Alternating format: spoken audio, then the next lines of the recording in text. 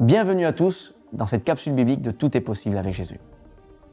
Cette pierre noire a fait couler beaucoup d'encre. On va en parler. L'impression générale quand on lit la Bible est que tous les récits sont des mythes et légendes. Et même s'il est vrai que le style poétique existe dans la Bible, il y a aussi une part historique qu'il ne faut pas négliger. Et pourtant, on a du mal à se dire que tous ces rois et ces royaumes cités ont réellement existé.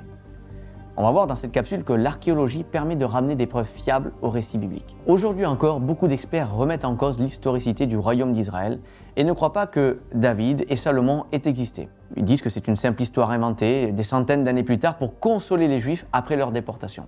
Sauf que, au XIXe siècle, une découverte capitale va changer la donne. On retrouve un bloc taillé de calcaire noir en Mésopotamie. C'est la fameuse obélisque noire sur laquelle est décrite la vie du roi assyrien Shalmaneser III.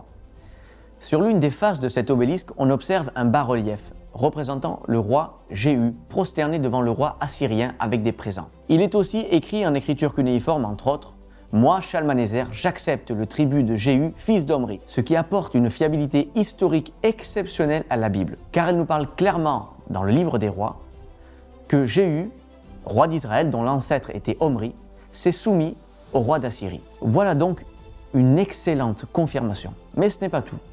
Au bas de l'obélisque, il est aussi mentionné un autre nom qu'on ne retrouvait jusqu'alors que dans la Bible, celui de Hazaël, roi de Syrie.